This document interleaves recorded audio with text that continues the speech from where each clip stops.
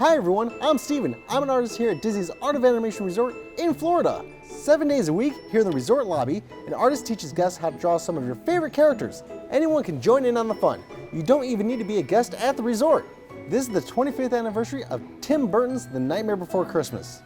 In fact, if you love the story of Jack Skellington as much as I do, you should know there's a 25th anniversary edition, both digital and Blu-ray, with an all-new sing-along mode that includes pop-up lyrics.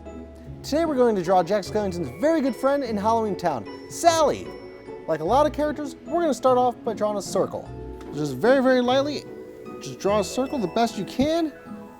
Don't worry about it being too perfect or too exact at this point, because we're only going to use this shape as like a reference shape or like a construction shape in order to build our character's head. We're actually going to oval out our circle and turn it into an upside down teardrop shape. From there, we're going to add what we call axis lines and guidelines. So we're going to draw one that goes up and down, right in the middle. As you draw these lines, make sure you draw them very, very lightly. Now we're going to draw 3 horizontal guidelines. The first one being about a third of the way down from the top of Sally's head. The second will be just beneath the halfway mark of the overall head shape. And then the final will be about a quarter of the way up from the bottom. With the horizontal guidelines complete, let's now work on Sally's shoulders. Using the vertical guidelines, let's draw a half of a circle to help set up Sally's shoulders. Let's work on Sally's neck. So we're going to draw in 2 curved lines that come down from the head shape on down to her shoulders. Now let's move on to our line work. So we're going to switch to a darker pencil. We're going to start with her facial features and start with her eyes. In order to draw the eyes, we're going to work on drawing a couple big ovals on each side, and her eyeballs are going to hit the top and middle guideline. Then work on her other eye. Because Sally is a ragdoll, her eyes are not 100% symmetrical. Let's now thicken up the top curve of Sally's eye in order to add some eyelashes. And on that line, we're going to add 5 small curves for her eyelashes. Then to finish up the eyes, we're going to add a simple little circle for the pupil or the dark part of the eye. From here, we're going to work on Sally's jawline.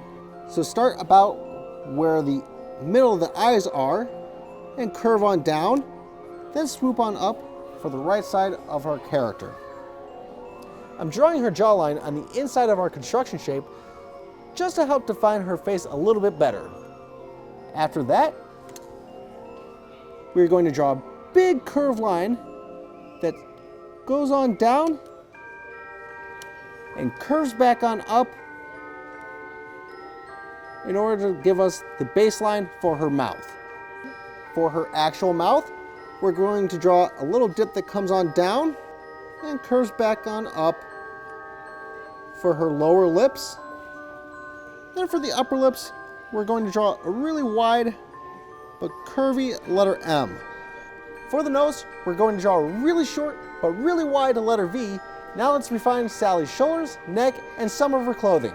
So let's trace over our neck and shoulder construction lines.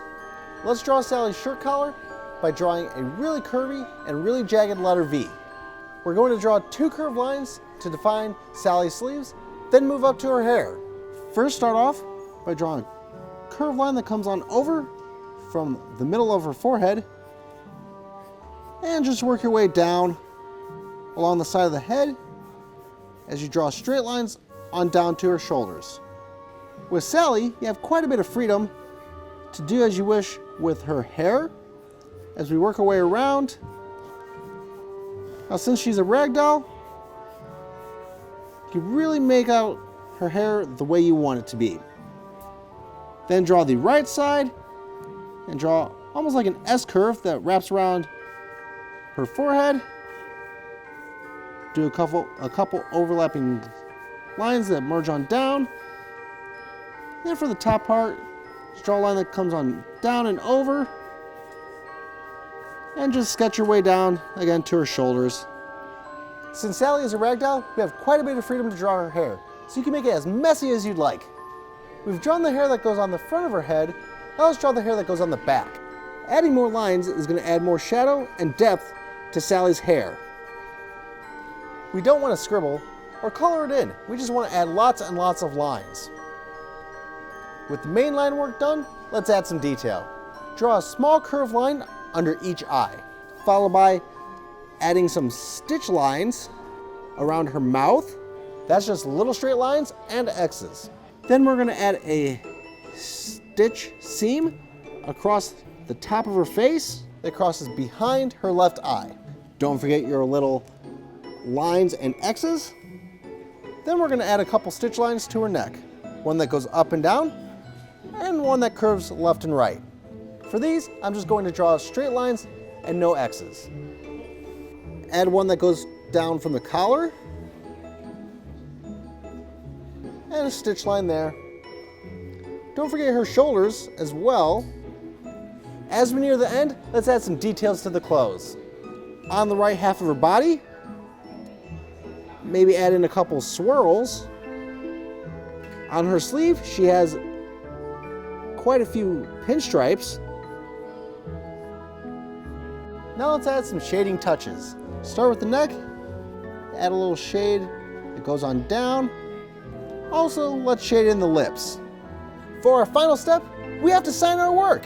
I'm writing Steven, but you want to write your name. And there she is, Sally, the resourceful ragdoll from Tim Burton's The Nightmare Before Christmas. If you want to learn more, come see me or the other great artists here at Disney's Art of Animation Resort. See you next time as we draw another favorite character. Sketch you real soon.